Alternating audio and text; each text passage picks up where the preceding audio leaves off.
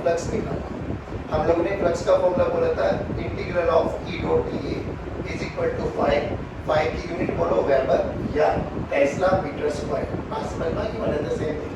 याद करो अगर d कांस्टेंट है तो हम लोगों ने बोला था कि d a cos थीटा वाला फॉर्मूला यूज करेंगे और उसमें जो एरिया होता है एरिया वो वाला लेके चलेंगे जो मैग्नेटिक फील्ड के अंदर होता है। अरे हां ना बोलो। अगर पूरी कॉइल तो पूरा एरिया लेके चलेंगे, हाफ कॉइल तो हाफ लेके चलेंगे, क्वार्टर है तो क्वार्टर लेके चलेंगे और क्वार्टर का एरिया किस निकालते हैं 1/2 r² * थीटा। बात समझ में आ गई? फिर हम लोगों ने बात करी कि जब भी फैराडे लॉज में क्या बोला कि whenever there is a change in EMF या change in flux and EMF will induce और अगर सर्किट कंप्लीट है तो current will flow. Current flow करेगा, करंट को ऑब्जर्व भी किया गया। करंट फ्लो करेगा तो करंट के हम लोगों को दो चीजें पढ़नी है, एक मैग्नीट्यूड और एक डायरेक्शन। डायरेक्शन बोली लेंस ने और मैग्नीट्यूड बोला फैराडे ने। तो लेंस ने क्या बोला कि करंट हमेशा ऐसी डायरेक्शन में फ्लो करेगा कि अपने कोर्स को ही अपोज करेगा। एक क्वेश्चन के तरीके से हमने देखा था कि मान लो एक कॉइल है और कॉइल में हम लोग नॉर्थ पोल को आगे लेके जा रहे हैं। नॉर्थ पोल को आगे लेके जा रहे हैं तो ये करंट इस कॉइल में करंट ऐसे घूमेगा कि वो क्या बनाए नॉर्थ पोल। क्यों? क्योंकि नॉर्थ ही नॉर्थ को अपोज कर सकता है। हां ना बोलो। और हम लोगों की कुछ स्टैंडर्ड पैरामीटर्स है। नॉर्थ पोल का मतलब एंटी क्लॉकवाइज डायरेक्शन और अगर हम मैग्नेटिक फील्ड के बारे में बात करें तो आउटसाइड द प्लेन। और अगर हम साउथ पोल को आगे लेके जाए तो भी अपोज करेगा तो साउथ पोल बन जाएगा। साउथ पोल का मतलब क्लॉकवाइज डायरेक्शन और मैग्नेटिक फील्ड की टर्म्स में बात करें तो क्रॉस यानी इन्वर्ट द प्लेन। फिर हम लोग ने यहाँ पर देखा था कि डायरेक्ट फॉर्मूला भी यूज किया था कि अपन को बस ये चेक करना है कि जो फ्लक्स है वो इंक्रीज कर रहा है या डिक्रीज कर रहा है। अगर फ्लक्स इंक्रीज कर रहा होगा तो जो मैग्नेटिक फील्ड होगी वो अपोज करेगी। अपोज का मतलब अगर क्वेश्चन में क्रॉस गिवन है तो आपका आंसर डॉट आ जाएगा। डॉट का मतलब एंटी क्लॉकवाइज डायरेक्शन। हां या ना बोलो। अगर डॉट है तो आपका आंसर क्रॉस हो जाएगा। क्रॉस का मतलब क्लॉकवाइज डायरेक्शन। फिर अगर फ्लक्स कम हो रहा होगा तो हमें क्या देखना है कि मैग्नेटिक फील्ड जो है वो सपोर्ट करेगी। सपोर्ट का मतलब क्रॉस का मतलब क्रॉस और डॉट का मतलब डॉट। ये सब चीजें हम लोगों ने देखी थी। फिर फैराडे ने क्या बोला कि जो E का फॉर्मूला होता है दैट इज -dϕ/dt वो E इंस्टेंटेनियस के बारे में बात कर रहा था और E एवरेज क्या हो जाएगा जो ΔΦ/ΔT। फिर हम लोग ने कल इससे रिलेटेड न्यूमेरिकल्स की कि अगर हमें एवरेज ईएमएफ निकालना है तो हमें t = 0 जो भी इनिशियल टाइम होगा उसकी वैल्यू पुट करेंगे, फाई इनिशियल मिल जाएगा। t फाइनल की वैल्यू पुट करेंगे, फाई फाइनल मिल जाएगा। Phi final minus phi initial by t final minus t initial करेंगे, E एवरेज मिल जाएगा। और अगर हमें E इंस्टेंटेनियस कैलकुलेट करना है तो डिफरेंशिएट करेंगे विद रिस्पेक्ट टू टाइम। अभी अपन को एक चीज एक जो गोल्डन रूल है वो समझना है कि जब भी हमसे पूछा जाए find out the magnitude of current, हमारा एक ही रूल याद होना चाहिए कि हमें flux as a function of time पता होना चाहिए। अगर हमें flux as a function of time पता लग गया तो हम ईएमएफ निकाल सकते हैं। ईएमएफ पता लग गया तो हमें रेजिस्टेंस ऑफ द कॉइल पता होगा तो हम आई कैलकुलेट कर सकते हैं। फिर यहाँ से हमने सेकंड टाइप के क्वेश्चन देखे थे कि कई बार क्वेश्चंस में पूछा जाता है find the charge flow. Charge flow का या तो डायरेक्ट निकालो, पहले E निकालो फिर I निकालो, I को dq/dt करो, इंटीग्रेट करो, वापसी आ जाओ। या फिर हम लोगों ने कल और क्या देखा था कि अगर चार्ज फ्लो निकालना है तो ΔΦ/r डायरेक्ट आंसर और बहुत स्मॉल अमाउंट का चार्ज निकालना तो dϕ/r। नहीं आया बच्चों? ये सब चीजें हम लोगों ने बात करी थी। आज हम कुछ क्वेश्चंस करते हैं। आज भी मैग्नीट्यूड के बारे में बात करने वाले, बट ये दोनों क्वेश्चन बहुत अच्छे क्वेश्चन है। सुन लो एक बार। बोला गया कि हमारे पास एक बड़ी रिंग है जिसका रेडियस b है और एक बहुत छोटी सी रिंग है जिसका रेडियस b है और कंडीशन देख लो क्या गिवन है कि जो छोटी रिंग है ना उसका रेडियस बहुत छोटा है एज कंपैरिजन टू बड़ी रिंग। अब इसका बेनिफिट क्या हुआ? याद करो इस वाली रिंग को हटा दो, ब्लू वाली को डिलीट मारो अभी 2 मिनट के लिए कि ब्लू है ही नहीं। तो ये तो समझ में आता है ना बाबा कि ये करंट है और करंट देखो वेरिएबल है। अगर करंट वेरिएबल है तो मैग्नेटिक फील्ड बाहर की डायरेक्शन में बनेगी। आया नहीं समझ में? अगर मैग्नेटिक फील्ड बाहर की डायरेक्शन में बनेगी तो मैं यहाँ पे डॉट लगा सकता हूँ। हाँ ना बोलो। बट ये देखो मैग्नेटिक फील्ड कांस्टेंट है या वेरिएबल है? वेरिएबल है। क्यों? क्योंकि करंट वेरिएबल है और magnetic field at the centre of the current carrying coil बताओ कितनी होती है? μ0I/2r। μ0I/2r। तो अगर कोई मेरे से पूछे कि किसी भी टाइम पर b कितना होगा, b at any function at any time t, तो b at any time t क्या हो जाएगा बच्चों? μ0I as a function of t है ना, क्योंकि I as a function of t given है डिवाइडेड बाय 2 into a क्या हो गया इसका रेडियस। पहले बताओ ये समझ में आया क्या? और इसके कारण मुझे पता मैग्नेटिक फील्ड किधर है बच्चों? बाहर। सीधे हाथ की उंगलियों को करंट की डायरेक्शन में चलाओ, अंगूठा will give you the direction of magnetic field. ये समझ में आ गया? बट ये भी हमें समझ में आ रहा, आई लगाकर बढ़ रहा है तो बी लगाकर बढ़ रहा है। अगर बी लगाकर बढ़ रहा है तो इस कॉइल के अंदर बताओ, जो ये छोटी सी कॉइल रखी हुई है, क्या इसमें फ्लक्स चेंज हो रहा है? हाँ, अरे हाँ या ना बोलो। अभी फ्लक्स चेंज हो रहा है, बट बात ये होती है, अब बच्चे यहाँ पे क्वेश्चन पूछ सकते हैं कि सर ये तो हमने सेंटर पे निकाला है, बट इन दोनों का रेडियस तो अलग अलग है, इसीलिए ये कंडीशन लिख दी गई है कि बी इतना छोटा है कि हम उसको एज अ सेंटर ही कंसीडर कर सकते हैं। पहले बताओ ये समझ पाए क्या कि बी इतना छोटा है कि हम इसको सेंटर पर ही कंसीडर कर सकते हैं। अब बताओ मैग्नेटिक फ्लक्स चेंज हो रहा है या नहीं हो रहा है? यस हो रहा है। अगर फ्लक्स चेंज हो रहा है तो बताओ फ्लक्स बढ़ रहा है या घट रहा है? बढ़ रहा है। अगर बढ़ रहा है तो सपोर्ट करेंगे अपोज, तो मैग्नेटिक फील्ड इनिशियली बाहर है तो हमारा क्या होना चाहिए? अंदर। अंदर का मतलब क्लॉकवाइज डायरेक्शन। क्या डायरेक्शन पता लगी आपको? डायरेक्शन आप लोग अपने कॉमन सेंस से निकालोगे हर क्वेश्चन में। हमें अब क्या निकालना है? मैग्नीट्यूड। क्या निकालना है? जल्दी बोलो। मैग्नीट्यूड निकालने के लिए क्या करो भाई? Flux as a function of time निकालो। अरे हाँ ना बोलो। Flux as a function of time क्या आ जाएगा? B as a function of time into area. Area बताओ क्या लिखो? Pi D square. ध्यान से देख, पाई डी स्क्वायर वो वाला एरिया लेके चलेंगे जो मैग्नेटिक फील्ड के अंदर होता है। नहीं आया तो मैग्नेटिक फील्ड के अंदर ये वाला एरिया है ना बोलो बच्चों। तो into pi B square. B की वैल्यू रखो।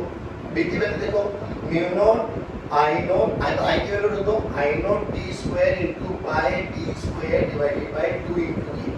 ध्यान से देखो क्या यहाँ से pi as a function of time आ गया। अरे क्या मैं इसको डिफरेंशिएट कर सकता हूँ? नहीं। तो d phi by D t बोलो, जल्दी जल्दी बोलो बच्चों।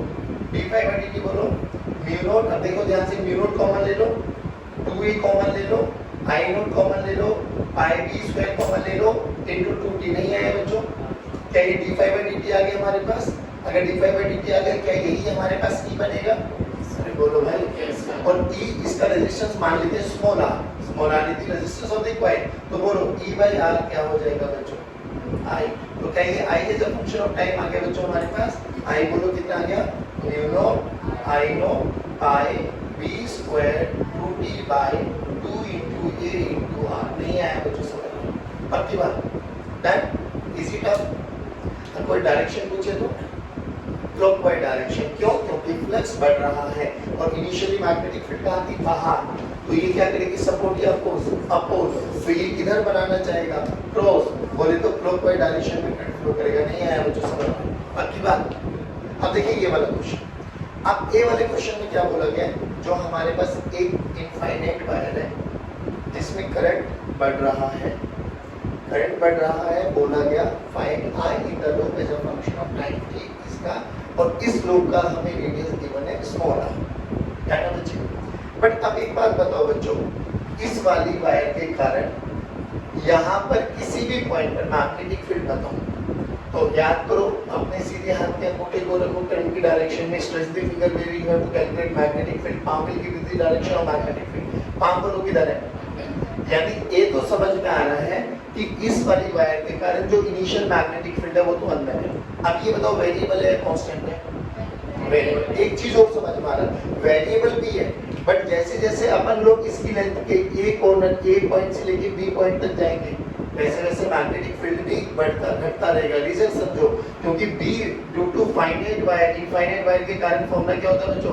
B naught I by 2 pi d. अगर याद है तो आपको देखो ध्यान से, ए वाले पॉइंट की दूरी ए दूरी पर है और बी वाले पॉइंट की दूरी ए प्लस एल दूरी पर है। तो ये तो समझ पा गए इस लूप के अंदर में मैग्नेटिक फील्ड वैल्यू है, तो अपन डायरेक्ट तो नहीं निकाल सकते। तो what we have to do? Integrate करना पड़ेगा। अब इंटीग्रेट करने के लिए क्या किया जाए? सुनो ध्यान से। क्यों ना अपन ऐसे करें कि x पे जाके एक छोटा सा स्ट्रिप मान ले। अरे हाँ ना बोलो? अरे बोलो भाई, बोलो भाई।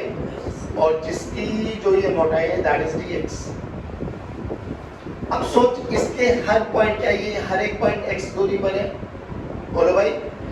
तो x दूरी पर है तो मैग्नेटिक फील्ड देखो, मैग्नेटिक फील्ड एट x अगर मैं बात करूं, मैग्नेटिक फील्ड एट x कितना आ जाएगा?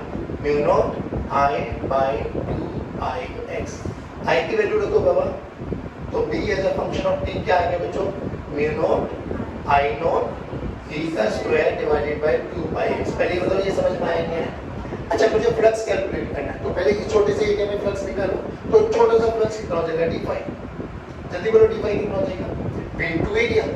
बी इंटू, अब इसका एरिया कितना बन जाएगा, लेंथ तो एल है और dx उसकी क्या हो जाएगी, विड्थ, तो क्या बोलूं, b यानी mu naught I naught D का square divided by 2 pi x और छोटा सा एरिया dA, dA की वैल्यू बोलो क्या लिख सकते हो बच्चों, n into dx है, आई नहीं समझ में, चलो रखो यहाँ पे, तो d फाई की वैल्यू देखो बच्चों, d फाई की वैल्यू कितनी आ गई, mu naught I naught D का square divided by 2 pi l dx divided by x, है ना बच्चों। अब ध्यान से देखने वाली क्या बात है, x की लिमिट बताओ कहां से कहां तक,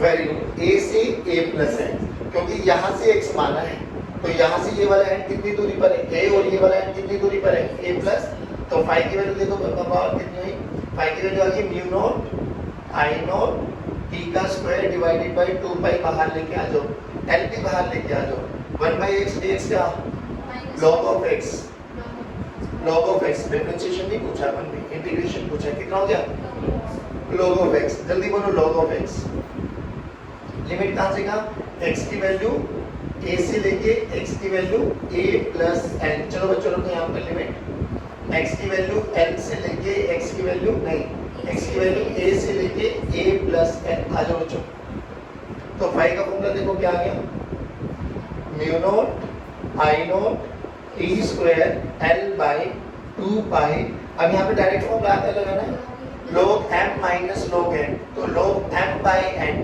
डन है ना, तो यहाँ पे डायरेक्ट आ जाएगा log of a plus L by a, जिस बच्चे को नहीं आया वो समझ लो एक बार, देखो log m minus log n का फॉर्मूला होता है बाबा log of m by n, और सुनो, क्योंकि जब इसमें लिमिट पुट करोगे तो एक बार अपर लिमिट पुट करी जाती है, फिर डी का साइन माइनस का आता है, फिर लोअर लिमिट, तो कैसे बन जाएगा log of a plus n minus log of a, तो ये फॉर्मूला बन जाएगा हमारे पास, डन। अब एक बात, तो ये flux as a function of time t आगे नहीं आया बच्चों, अगर flux as a function of time t आ गया तो क्या मैं इसको डिफरेंशिएट करके ये निकाल सकता हूँ, जल्दी करो ये निकालो, एक ही वैल्यू बोलना थोड़ा, d phi by dt, d phi by dt, ध्यान से देखो ये वाली टर्म, ये वाली टर्म, ये वाली टर्म, ये वाली टर्म सब कांस्टेंट है, नहीं आया, तो ध्यान से देखो क्या बना, म्यू नॉट आई नॉट नहीं डी नहीं L log of a plus L by a divided by 2 पाई, अब t का तो डिफरेंशिएट करना है ना d फाई बाई dt, तो d फाई बाई dt करेंगे तो a की वैल्यू देखो d फाई बाई dt होती है, तो 2t आ गया बच्चों, अरे बोलो भाई, अब i निकालना तो i क्या करो, e बाई r, अरे हाय ना बोलो, तो mu naught I naught L, mu naught I naught L log of a plus L by a into 2t divided by 2 into pi into छोटा r, नहीं आया बच्चों, this is i as a function of time. अच्छा question है, बहुत अच्छा question है, अगर समझ में आए तो, बाकी है कुछ नहीं, हमें यहाँ पे एक चीज को आइडेंटिफाई करना है, क्योंकि देखिए यहाँ पर d की वैल्यू अलग है, यहाँ पे d की वैल्यू अलग है, यानी अगर मैं यहाँ पे इंटेंसिटी बनाऊं तो यहाँ पर मैग्नेटिक फील्ड इंटेंसिटी ज्यादा होने वाली है, अरे हाँ है ना बोलो, यहाँ पर मैग्नेटिक फील्ड की इंटेंसिटी कम होने वाली है, तो जैसे जैसे आप a से b की तरफ जाओगे तो यू विल रियलाइज कि मैग्नेटिक फील्ड घट भी रहा है, अरे हाँ है ना बोलो, तो अपन डायरेक्ट फ्लक्स नहीं निकाल सकते, तो फ्लक्स निकालने के लिए भी सबसे पहले इंटीग्रेट करना पड़ेगा, फिर flux as a function of time t आ जाएगा, तो अब उसको डिफरेंशिएट करके मुझे e निकालना पड़ेगा, e को r से डिवाइड करेंगे तो i आ जाएगा, नहीं आया बच्चों समझ लो, पक्की बात। तो अभी हम लोगों ने एक चीज को ऑब्जर्व किया कि जितने भी हम लोगों ने कल और आज में न्यूमेरिकल्स पढ़े, सब में हम लोगों ने d को वेरी कराया है, एरिया को वेरी कराया था। अब एक क्वेश्चन हम करते हैं जिसमें हम ना एक ऐसा सिस्टम बनाते हैं जिसमें रेडियस जो है वो as a function of time t increase हो रहा है, ठीक है ना, अच्छा क्वेश्चन है, बहुत बेहतरीन, अगर दिमाग आएगा तो आप लोग उसको सोल्व भी कर पाओगे और आप उसका एक बहुत अच्छे से ग्राफ भी बना पाएंगे। स्टार्ट करें, चले भाई, देखो अब सुनो, बोला गया कि हमारे पास एक सिलेंड्रिकल रीजन में मैग्नेटिक फील्ड प्रेजेंट है, that is uniform b given है, बट इसमें अब एक कॉइल रखा हुआ है जिसका रेडियस r है और r as a function of time change हो रहा है। सिंपल सी बात बताओ, जैसे जैसे इसका रेडियस बढ़ता चला जाएगा बच्चों, आपको नहीं लगता कि बी ए कॉस थीटा में जो एरिया होता है वो मैग्नेटिक फील्ड के अंदर वाला होता है, वो लगातार चेंज हो रहा है, तो फ्लक्स चेंज होगा, फ्लक्स चेंज होगा तो ईएमएफ इंड्यूस होगा, करंट फ्लो करेगा, करंट ऐसे फ्लो करेगा कि अपने कोज को अपोज करे। अब ये बताओ फ्लक्स का बढ़ना कोज है घटना कोज है? बढ़ना, तो सपोर्ट करेगा अपोज, तो करंट की डायरेक्शन बताओ, एंटी क्लॉकवाइज डायरेक्शन। करंट की डायरेक्शन बताओ। अभी मैं ये मान के चल लेता हूँ कि किसी भी टाइम पर जो ये रेडियस है, अब ये सब आर नोट अल्फा सब कांस्टेंट है बच्चों, बी कांस्टेंट है, आर नोट कांस्टेंट है, अल्फा कांस्टेंट है। तो मैंने मान लीजिए किसी भी स्टेप पर मान लो इसका रेडियस इतना होगा, ये हो सकता है ना बच्चों, ये आर डैश आ गया, कोई दिक्कत वाली बात? किसी भी स्टेप पर जो एरिया है वो कितना है, area at any instant time के कितना हो गया बच्चों, पाई इनटू आर डैश, या इसको आर बोल देता हूँ, r1 का स्क्वायर। बाकी बात ना, अब r1 कितना हो जाएगा ये देखो, तो pi into R naught plus alpha into T का square. Flux at that particular instant बोलो कितना हो जाएगा, बी कांस्टेंट है, एरिया ये रख दो बच्चों, b into R naught plus alpha into T का स्क्वायर। पहले ये बताओ ये समझ में आया नहीं है? ध्यान से देखो, flux as a function of time T आ गया, यही तो हमारा मेन रोल है। सबसे पहले मुझे phi as a function of T निकालना है, फिर उसको डिफरेंशिएट करना है, E as a function of E आ जाएगा, ई को आर से डिवाइड कर दो, विल गेट द आंसर। नहीं आया तुम्हें समझ में? ध्यान से देखो, d5/dt करो। अब d5/dt कर दो, बस थोड़ा सा ध्यान क्या रखना है इस चीज का, देखो b इनटू पाई तो है दिस। अब इसको पहले पावर को सोल्व करो, पावर को सोल्व करने का क्या तरीका, पावर नीचे एक पावर कमाने, नहीं आया समझ में? ध्यान से देखो, आर नोट कांस्टेंट है, अल्फा कांस्टेंट है, टी का विद रिस्पेक्ट टू टी 1, तो इनटू अल्फा। ये मेरे पास ईएमएफ आ गया, नहीं आया बच्चों? क्या मैं इसको आर नोट से डिवाइड कर दूं, आर नोट जो कि d1 है, आर नोट की रेजिस्टेंस होती है वो है, अगर इसका रेजिस्टेंस आर नोट है तो क्या यही मेरे पास आई आ गया। अब अगर ये आई आ गया तो मुझे आई टी का ग्राफ पूछा गया, ध्यान से देख, बी कांस्टेंट है, पाई कांस्टेंट है, 2 कांस्टेंट है, आर नोट कांस्टेंट है, आर नोट कांस्टेंट है, अल्फा कांस्टेंट है, अल्फा कांस्टेंट है, तो मुझे नहीं लगता आई की मैक्सिमम पावर 1 और टी की मैक्सिमम पावर 1, तो graph will be a straight line. अगर ग्राफ एक स्ट्रेट लाइन है तो याद करो हमारे पास स्ट्रेट इक्वेशन क्या होती है, y mx + c।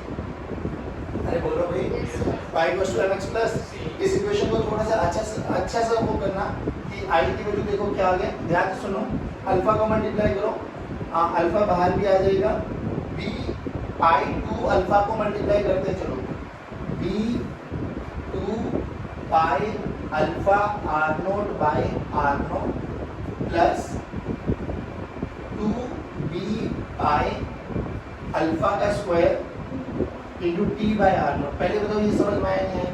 ध्यान से इक्वेशन कंपेयर कर, y r ये कांस्टेंट टर्म है तो ये c बना मेरे पास, ये t के साथ वाला फैक्टर बना तो ये स्लोप बना। स्लोप बताओ पॉजिटिव है नेगेटिव है?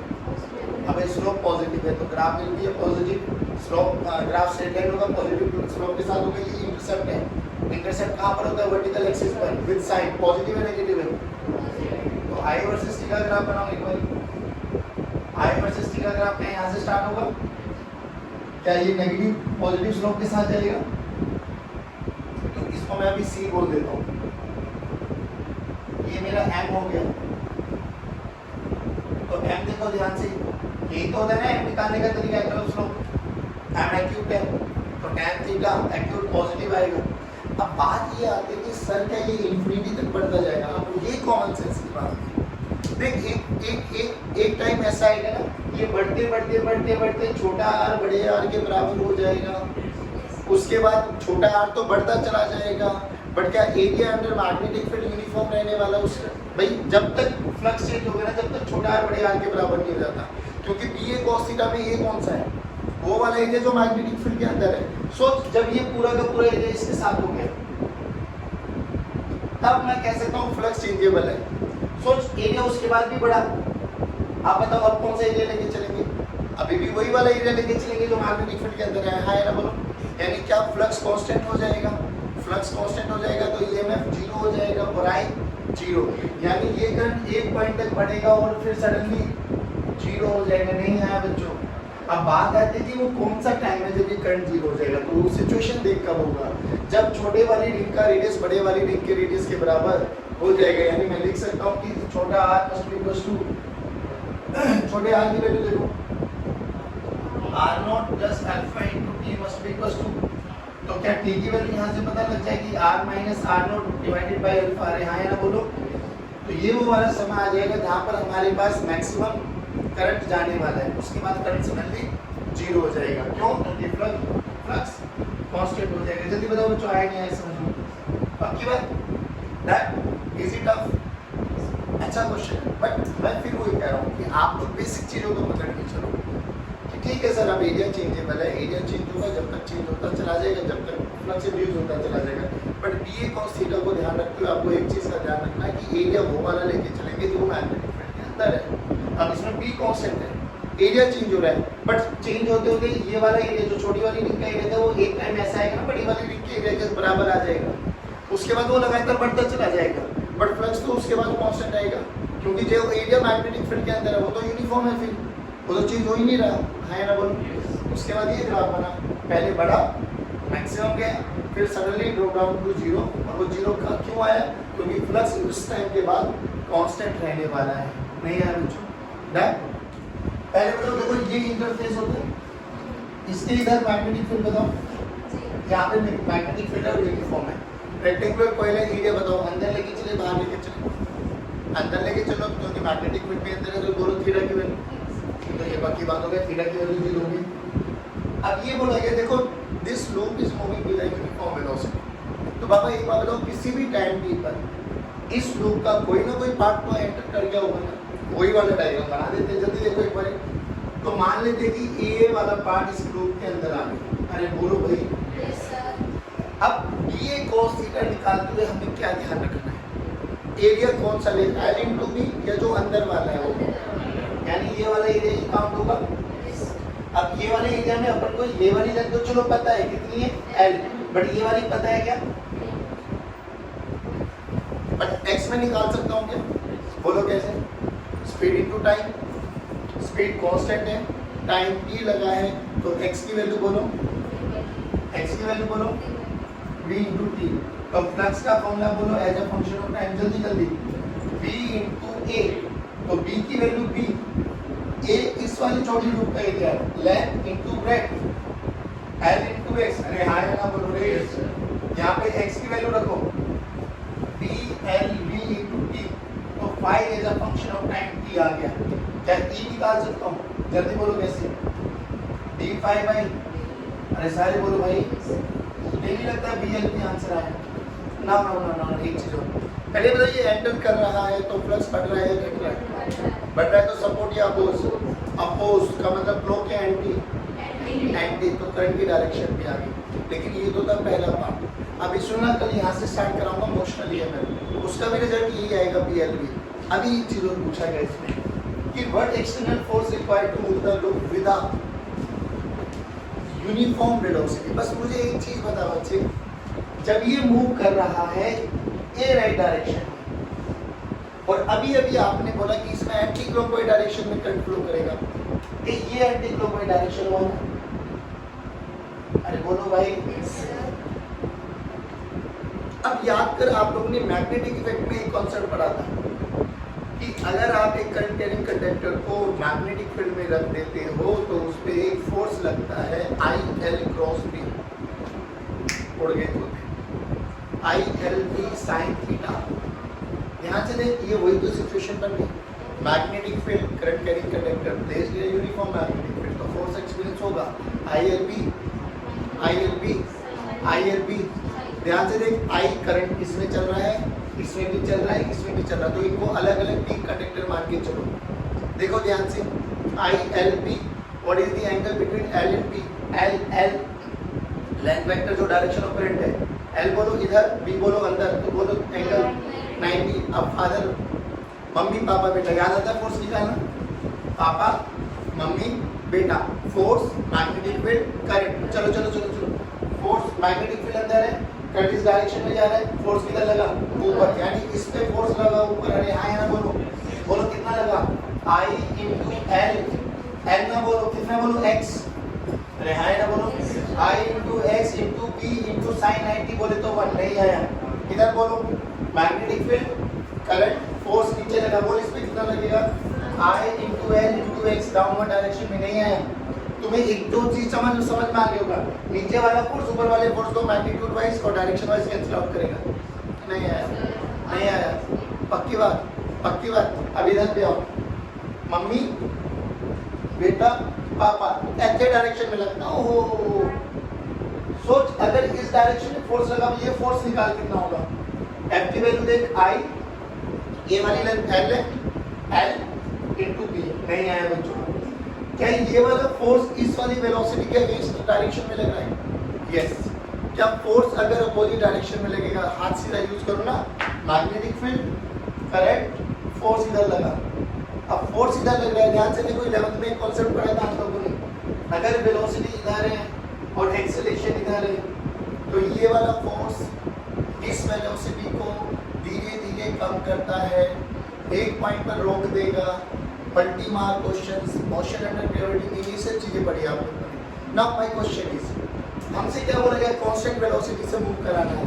तो तुझे नहीं लगता अगर कांस्टेंट वेलोसिटी से यानी इसकी वेलोसिटी चेंज ना हो जाए, तो जितनी एक्सेलरेशन इधर है चुपचाप उतनी ही एक्सेलरेशन इधर लेके आ जाओ, यानी न्यूट्रलाइज कर दो। फोर्स कितना लग रहा था, ILB, वो मैग्नेटिक फोर्स है, दिस इज मैग्नेटिक फोर्स। तो अगर आपको यूनिफॉर्म वेलोसिटी से चलाना है, तो तुझे नहीं लगता एक्सटर्नल फोर्स उतना ही लगाना पड़ेगा। तो F एक्सटर्नल कितना लगाना पड़ेगा, जल्दी बोलो, अरे सारे बोलो रे। ILB, I की वैल्यू बोलो कितनी है भाई, E पता लग गया, R उसमें रेजिस्टेंस है, जल्दी बोलो I की वैल्यू E बाय R, बोले तो BLB बाय, नहीं आया समझ में। I की वैल्यू को उठा के यहाँ पे रखो, जल्दी बोलो। F एक्सटर्नल कितना बना बच्चों, BLB by R into L into B, बोले तो B square L square B by R। ये वो वाला फोर्स है जो आपको चाहिए किसी भी करंट कैरिंग कंडक्टर को अगर मैग्नेटिक फील्ड में यूनिफॉर्म स्पीड से मूव कराना है तो। नहीं आया समझ लो, पक्की बात। चलिए गाइस, आज की कक्षा को यही समाप्त करते, जय हिंद, गॉड ब्लेस यू।